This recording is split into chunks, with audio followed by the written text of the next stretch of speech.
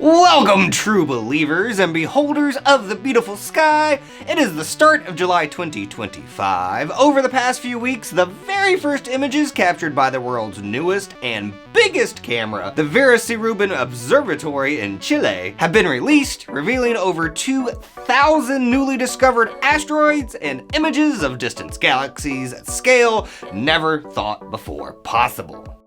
Rubin will continue to survey the entire southern sky every few days for the next 10 years, producing the most comprehensive time-lapse of space constructed to date.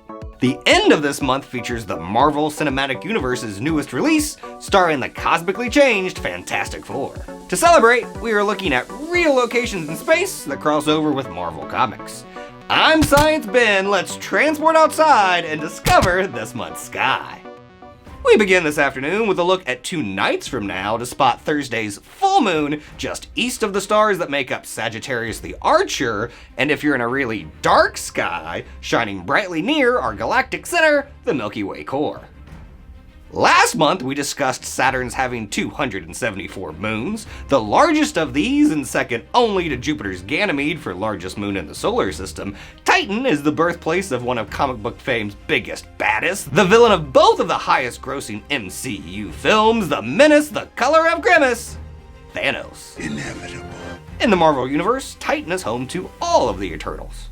While in the real universe, Titan is a moon, it does possess a thick atmosphere composed mostly of nitrogen, just like our planet's atmosphere.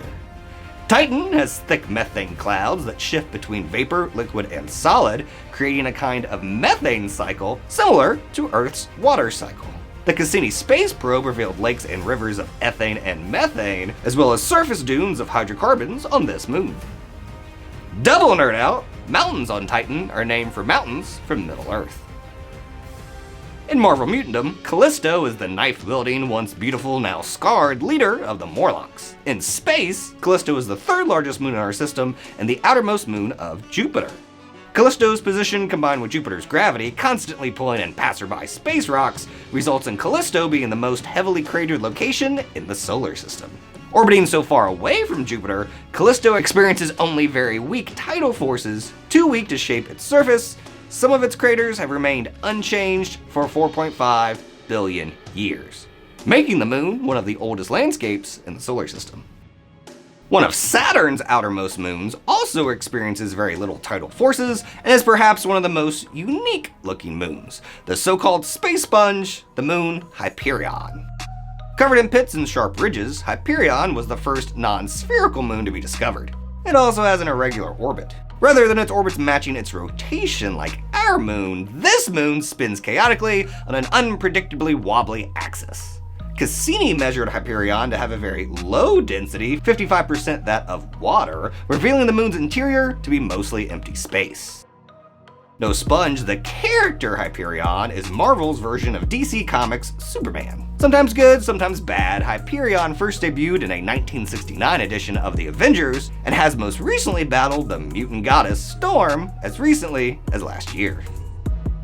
In 1977, Marvel released the #1 issue of Star Wars, meaning Luke, Chewie, and BB-8 are all Marvel characters. While there exists no planet-destroying moon-sized spaceship that we know of, there is a moon that looks eerily similar to the Death Star, Saturn's small inner moon, Mimas. Star Wars came out in 1977. The first images of Mimas, captured by Voyager, were not publicly released until 1980. Similarity with the Death Star is fully coincidental. Named for its discoverer, the large Herschel crater dominates the moon's upper atmosphere. Tidally locked with Saturn, Mimas also has a very low density, only 15% greater than that of water. It is the smallest known object in the solar system to have formed itself into a sphere under its own gravity. No conversation about moons and Marvel is forgiven in absence of Mark Spector, Stephen Grant, and Jake Lockley, better collectively known as Moon Knight. The multi-personality Moon Knight is often seen as Marvel's version of Batman, given his loose ethics around the use of violence to achieve the greater good, and his lack of any substantial superpowers. The character's multiple personalities are said to reflect the moon's changing phases. we will get a chance to see the moon's phases change through the month. Returning to Thursday's full moon, the lunar disk will dim until it completely disappears as a new moon on the 24th, before regaining light to finish the month in the waxing crescent phase, low in the western night sky. Between now and then, on the morning of the 16th, the moon will appear especially close to Saturn. On the 20th, the moon will make a close approach of M45 the Pleiades, and on the 23rd, Jupiter reaches lunar conjunction. 5 nights later, Mars does the same.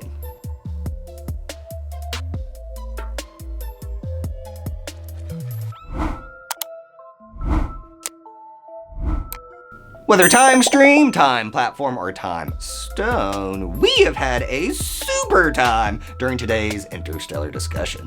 We look forward to your return for next month's conversation of astronomical discovery, the second Tuesday of August, August the 12th. Until then, thanks for watching and keep discovering.